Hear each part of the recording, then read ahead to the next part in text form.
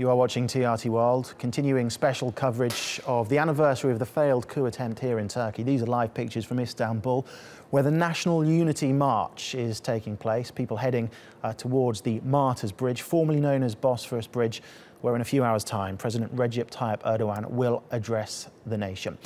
Well, we heard from Alican Ayanlı a few moments ago on his report on Cengelkoy. Yasin Eken is there and joins us now live. Yasin, good to speak to you. Just remind us then and tell us the significance of where you are.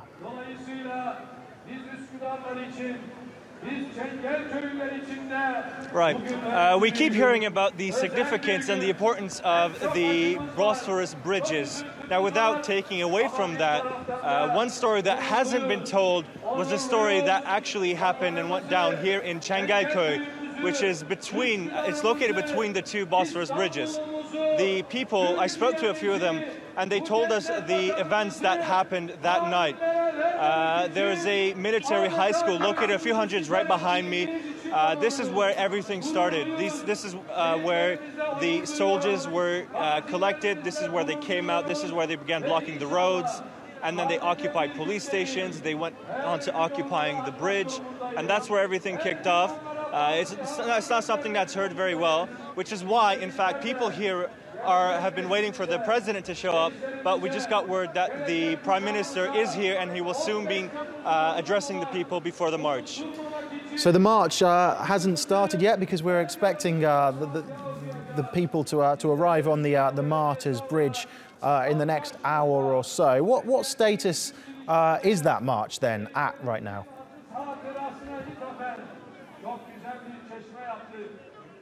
Well, the march hasn't started yet, just like you stated. There's still some more time. However, people have begun meeting up. There are different meeting points all across Istanbul. All of these points are significant to last year's coup attempt in some way.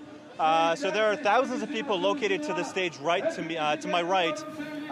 So we are expecting the Prime Minister to come out and address the people.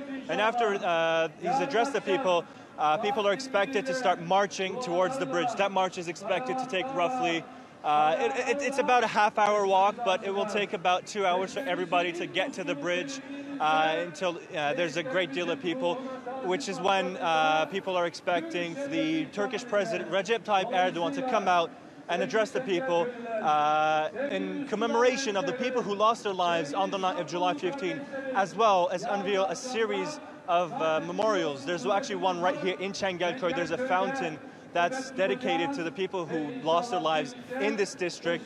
And then there will be another unveiling of another monument on the Bosphorus Bridge, as it was formerly known. It was renamed as the July 15 Martyrs Bridge after last year's coup attempt.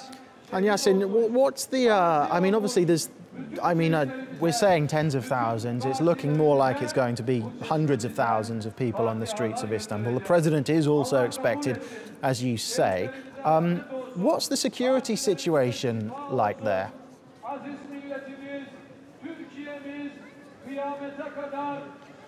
The situation here it's different. There are people of different political ideologies. We've spoke to some people who were ultra-nationalistic, who came out to say that they support not only the current president, but they support the restraint, the resistance that the people showed last year. So there are thousands of people here.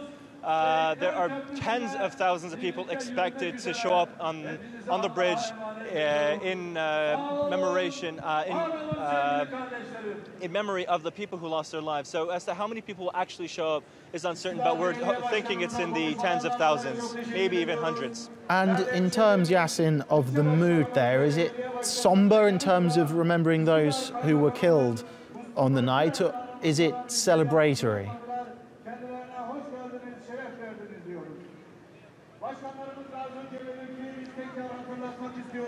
The atmosphere here is unlike what it was last year. Last year, it was a lot more emotional. People were on different levels.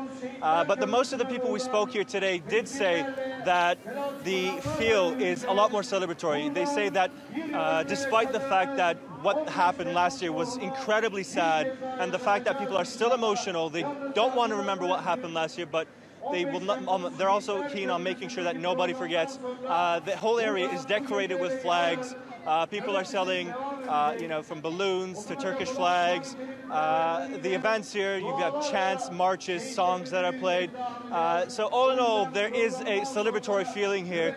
But despite that, people are also here in mourning to those who lost their lives in last year's coup attempt. Okay, Yasin, thank you very much.